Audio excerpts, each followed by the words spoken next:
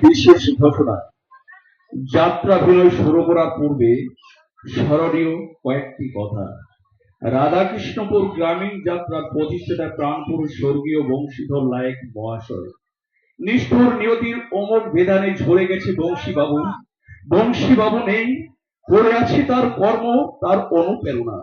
এই মুহূর্তে খেয়ালি নাট্য সংস্থার অনুজ শিল্পীদের পক্ষ থেকে ওনাকে জানায় আমাদের হৃদয়ের অকৃত্রিম ভালোবাসার শ্রদ্ধাঞ্জলি। তার আশীর্বাদ হোক আমাদের আগামী দিনের পাথেয়।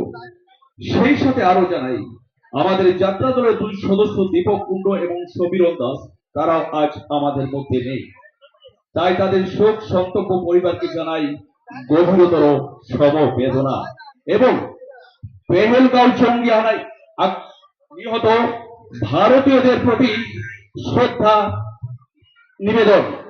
তাই আসুন সকলে মিলে তাদের স্মৃতির প্রতি শ্রদ্ধা জানিয়ে আত্মার শান্তি কামনায় কিছু সময়কাল নীরবতা পালন করি।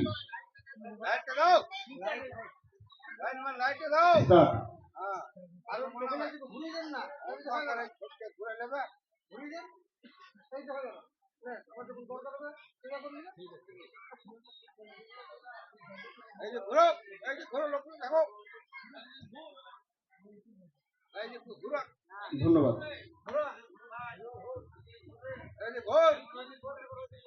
নমস্কার। পরম পুরুষ ভাগু শ্রী শ্রী রামকৃষ্ণ পরমহংসদেব, বাবা ভৈরবনাথ, ত্রিকাল জয়ী বাবা লোকনাথ ও রাধা গোবিন্দের পাদে পাতে সাথে করে প্রণাম জানিয়ে উপস্থিত যাত্রামোদী দর্শক বৃন্দকে বংশী স্মৃতি খেয়ালি নাট্য সংস্থার পক্ষ থেকে প্রীতি, শুভেচ্ছা ও আন্তরিক অভিনন্দন জানিয়ে শুরু করছি আজকের অশ্রু সজল রহস্য ঘন যাত্রা পালা।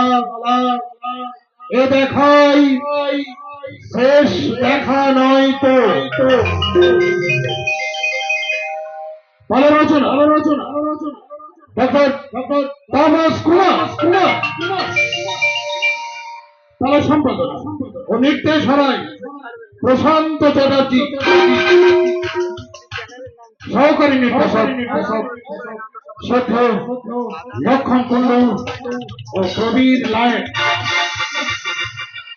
পরিবেশনা বংশী স্মৃতি খেয়ালি নাট্য সংস্থা।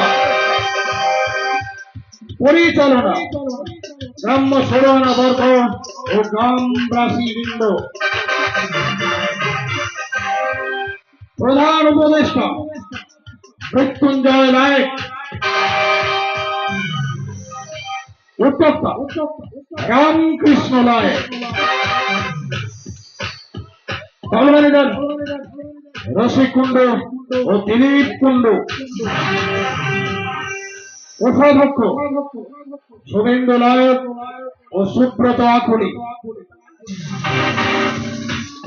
সাজসজ্জা আলোক ও ধ্বনি নিউ শিল্পী মহল দুর্গাপুর। আবাহ আশা জগন ও তার সম্প্রদায়। শুরু করছি ডক্টর তামাস কুমার রচিত, প্রশান্ত চ্যাটার্জি সম্পাদিত, নির্দেশিত যাত্রাপালা এ দেখাই শেষ দেখা নয় তো।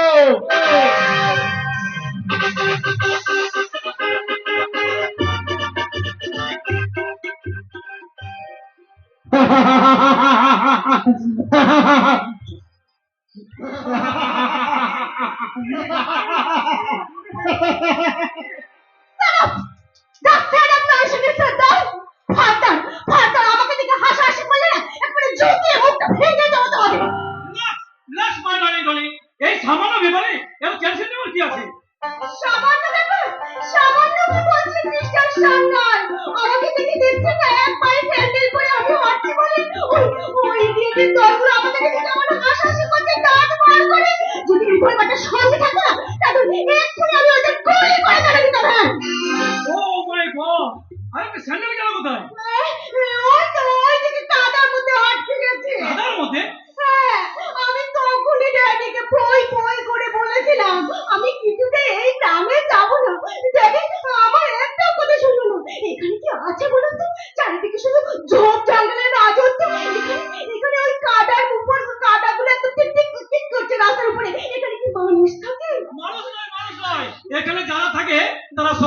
একটা কেউ ভূত। মিস্টার সান্যাল, আপনি এখনই ড্রাইভারকে গাড়ি ব্যাক করতে বলুন। আমি ইমিডিয়েটলি কলকাতায় ব্যাক করবো। আর সম্ভব নয়, কারণ এই গ্রামের কাদা রাস্তায় আমাদের গাড়ি চাকা বলতে গেছে। তাছাড়া তাছাড়া দেখছো না, তোমার দিদি গাড়ি থেকে নেমে কেমন কাদার উপর ছুটে বেড়াচ্ছে, যেন মনে হচ্ছে খাঁচায় বন্দি পাখিটা অনেকদিন পর মুক্ত আকাশ থেকে বেরো। তার মানে এই এই দেখো না, গাড়ি থেকে নেমে তোমার দিদি কেমন কাদার উপরে ছুটে বেড়াচ্ছে, গাছ থেকে পেয়ারা শিয়াকুল তুলে তুলে খাচ্ছে, জঙ্গলি ফুল তুলে জঙ্গলিদের মতো গায়ে মাথায় ছাড়ছে। এসব আননেসেসারি বাড়াবাড়িগুলো আমার মোটেই পছন্দ না।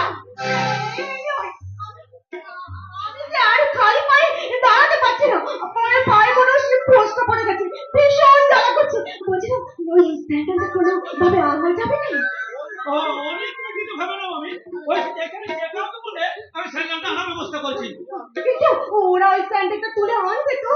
শুধু আনবে কি বলছো মনে, এই নবীন ভিখারি বাচ্চাকে হাতে 20-50 টাকা ধরিয়ে দিলে একেবারে চাপিয়ে করে তুলে আনবে। ওই একটা লোক আছে, ওকে আমি ডেকে দেখি। এই যে ভাইয়া,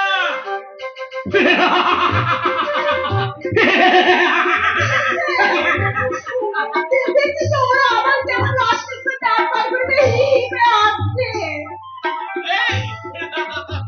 এই হতে পারে না, চুপ, একদম চুপ। ওকে সরকার থেকে দিতে না ছেলেখানা থেকে ঢেকেছে, করে হাসছি। কি বললে? এই গায়ের মানুষগুলো বড্ড বোকা বাবু। এই মেইন সাইডে দেখে ওরা ওদের সাথে জোগাড় নয়তো ছেলেখানার খাঁচা থেকে বাইরে আসা ইয়া নম্বরে জন্য কিছু একটা হয়ে যাচ্ছে। ভাই হরি, এই যে এক পায়ে জুতো, শহরের বাবু বেটিরা বুঝি এক পায়ে জুতো পরে। এক পায়ে নয়, ওই মেন সাইডে তোমার কাদার মধ্যে আটকে গেছে। যাও ওরা তুলে আনো তো। শোনো, কাদাটাকে ভালো করে পরিষ্কার করে আনবে। আমার দামি জুতোটা যেন নষ্ট হয়ে যায় না। ওটা অনেক দামি তো। আচ্ছা মেম সাহেব, এত দামি জুতোটা পরেছেন, কিন্তু তার সঙ্গে নতুন কোনো পোশাক না পরে এই অন্নপ্রাশনের পোশাকটা পরেছেন কেন? অন্নপ্রাশনের পোশাক? তাই তো মনে হচ্ছে। জামাটা এত ছোট যে পেট দেখা যাচ্ছে, আর পেনটা তো হাঁটুতে এসে আটকে গেছে। ওটা অন্নপ্রাশনের ছিল, অন্য কিছু হতেই পারে না। কি উল্টো পাল্টা কথা বলছো? তুমি জানো ওকে? এই গ্রামে ওদের কি? হ্যাঁ, এটা হলো পলাশ পালন গ্রাম। এই গ্রামে প্রতিটি মানুষের একটা সহজ জীবন আছে, আর সেই জীবনের মাঝে আছে সুন্দর একটা মন। সে মন কবে সাধনা পায়। তাহলে যাও না, মেম সাহেব জুতো ব্যবহার থেকে তুলে আনো। শুধু লাখটাকে দাবি হলেও পায়ের নিচেই থাকবে, কারোর পায়ের জিনিস আমরা কখনো হাত দিয়ে তুলি না। আমি তোমাকে 50 টাকা দেবো। 50,000 টাকা দিলেও এই গ্রামের কেউ আপনার জুতোতে হাত লাগাবে না। এত বড় অহংকার তোমার? অহংকার নয় মেম সাহেব, এটা আমাদের গর্ব যে আপনার মতো কোনো শিকারী তার লোভের জাল ফেলে আমাদের এখনো শিকার করতে পারেনি। তবে সাবধান মেম সাহেব, শহরের লোভ আর হিংসার চারা যদি গায়ের মাটিতে রোপণ করতে চান, তার ফল কিন্তু ভালো হবে না। তোমাকে আমি এমন উচিত শিক্ষা দেবো, আর জুতা মেরে তোমার আমি মুখ টাক করে রেখে দেবো। মামি, কি করছিস তুই? গ্রামের মাটিতে দাঁড়িয়ে গ্রামের মানুষকে অসম্মান করে ওরা তোকে ছেড়ে দেবে ভেবেছিস? দিদি, আমার বোনের ব্যবহারের জন্য আমি আপনার কাছে ক্ষমা চাইছি। ওকে ক্ষমা করে দিন।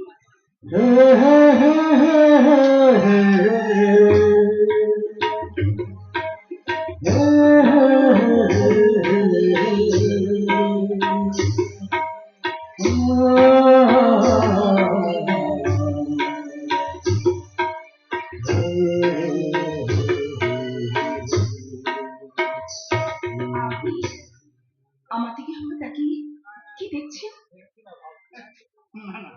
না, দেখছি না, ভাবছি কি গাছে আম, আর আমরা হয় কি করি। এই রাস্কেল, তোমাকে আমি এমন শিক্ষা দেবো না, তা জীবনে তুই কোনোদিনও ভুলতে পারবে না। আসুন মিস্টার সান্যাল, আজ ড্যাডিকে বলে ওর উপযুক্ত ব্যবস্থা করে তবে আমি ক্যালকাটা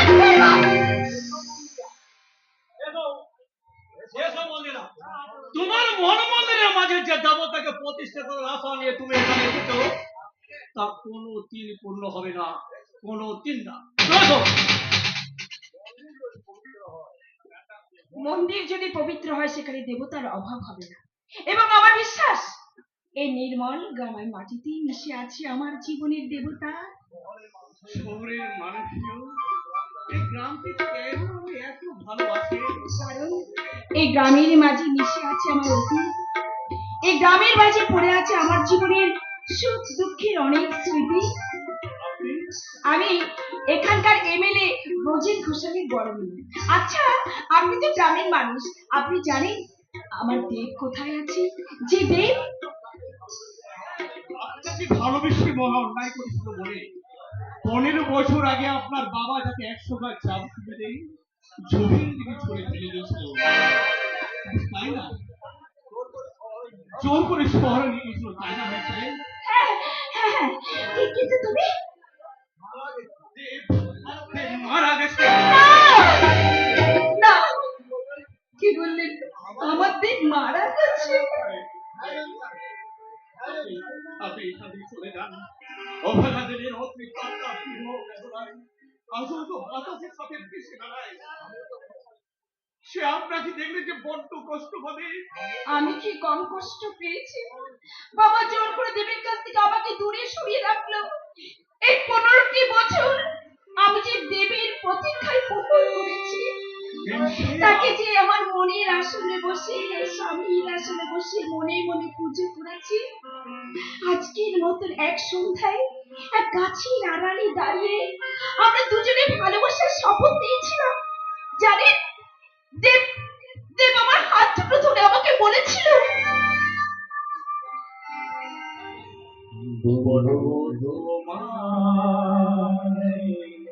মুক্তি আমি মুক্তি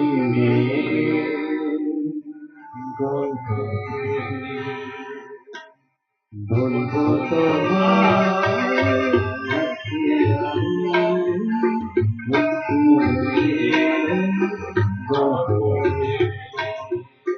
চুপি চুপি কার ছবি, চুপি চুপি কার ছবি এঁকেছিল সেই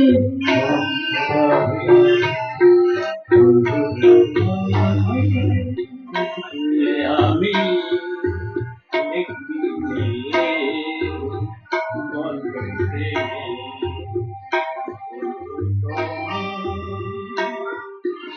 কে?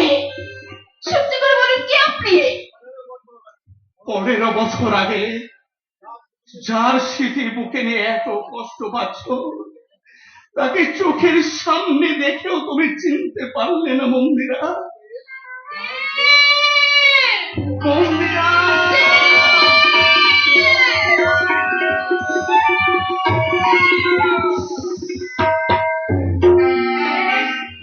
কেন তুমি এমনি করে আমার কাছ থেকে দূরে সরিয়ে রেখেছিলে?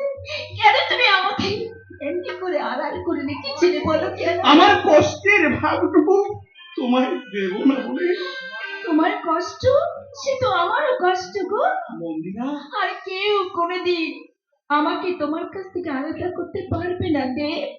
আমি শুধু তোমার দেব, আমি শুধু তোমার। বলবো তোমার আজকে আমি একটি ঝুলে গল্প প্রেমী। বলবো তোমার